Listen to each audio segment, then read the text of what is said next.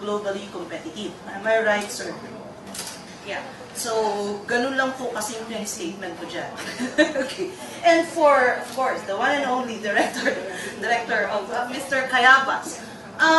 Sir, I really appreciate yung sa Baguio. If you have a simple, framework to share with other district, maganda. One good thing about your sector, district, kasi you are united.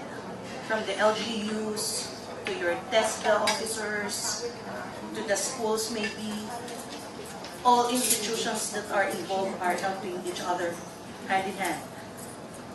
I believe that's the primary concern in our districts. So again, it will go back to Ma'am Cecil to answer that. Yun lang po. Maraming salamat.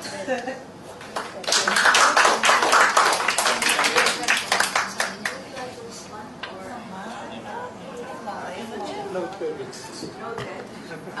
Yes, Ma'am Ming. The very framework in which TESDA works is synergy, partnerships, and convergence. So always we think of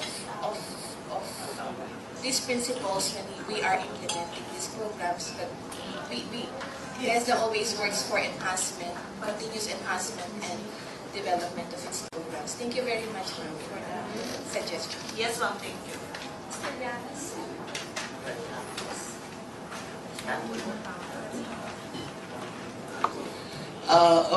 In answer to that, yes, of course, I'll be more than willing to share the framework or all the best practices or even the success stories as a good testimony.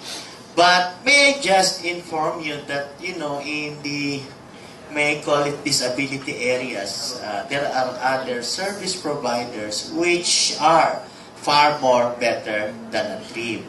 Like we have the Autism Society of the Philippines or the ADHD Society of the Philippines, who are also in their own respective rights or situations gain a level of success producing documentations on best practices and the success stories. It so happened that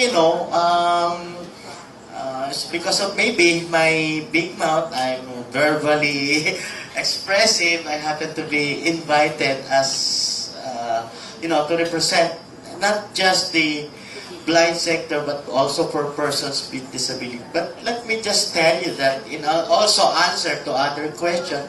In fairness to TESDA, these organizations like the ADHD or the Autism Society or Down Syndrome, Cerebral Palsy in the Philippines, they are accessing also TESDA's resources in their own respective rights, abilities, and of course the abilities of their respective membership and constituencies. It is just that maybe we were not informed, or even TESDA people in the higher epsilon are not informed of these success stories.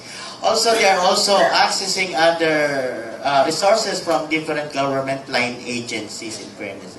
So, but I am my organization is in partnership with other disability groups, which we, carry each and everyone's issues, concerns, best practices. So we have a good network. That is why we are also being summoned by local and national government to conduct what we call a sensitivity training and disability awareness, of which we will show the public our needs and of course our success stories or our abilities. So don't worry, I'll be more than willing to share the kind of framework that we have, but again, it is already shared and being practiced. In fact, one of our partner is the CICT, or the National Computer Center, the Commission Information Communication Technology, of which we have a good coalitions with other groups of persons with disability, and spearheaded by NCDA, as it is represented by Mr. Sanchez and Kapaba. So, yun po. So, ayun po. Pag, ayan po ang ating tao, pag meron tayong concern sa persons with disability in general, pag po lang, sige, ibigay niyo na sa akin. Salamat po! In other words, we really need to share information. Right? And I think Mr. Tuason has something to share with us. Meron yung ibang muna. Si sa Manila Times. Si Ma. So, karon nagbaga man ang kaya na. Magsalita ako sa Tagalog. Ito'y kaugnayan sa tanong ni Ma'am May. Ako ay nagtataka rin kasi nandito tayo para sa education for all. Paano tayo makapag-produce ng internationally globally competitive na workers kung wala yung isang pilar? What is JET? Bakit wala yung isang pilar na yun? At saka gusto nga rin malaman kunin ng reaction ng dalawang gentleman dito yung tinatawag natin na marginalized. Sir,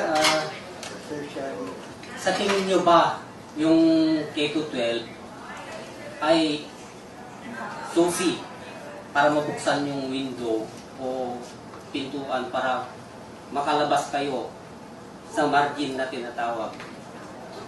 Thank you.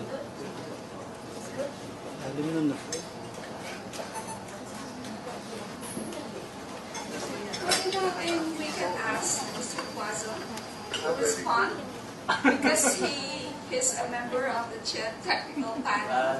He may be, he could represent CHET.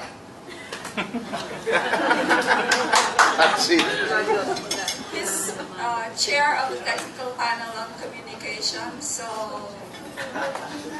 Mr. Tuason, please. I feel like I'm obsessive. No, but I think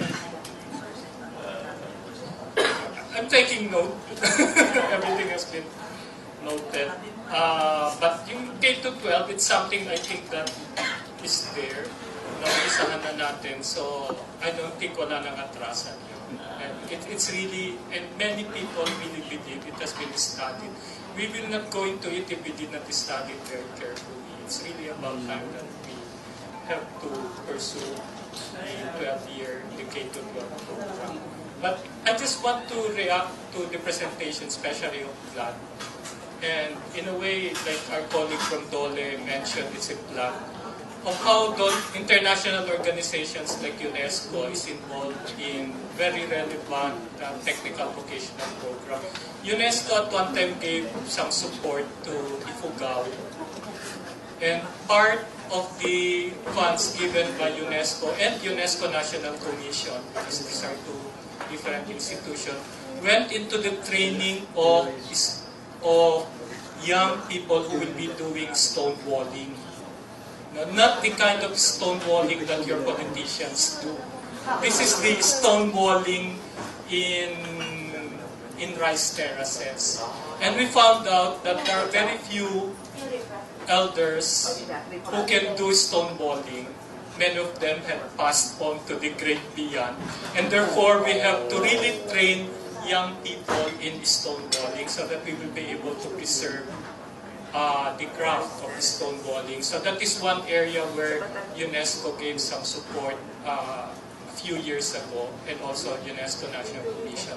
Aside from the craft of stonewalling, UNESCO also, this time also with FAO, Food and Agriculture Organization, they're also helping in terms of indigenous rice varieties.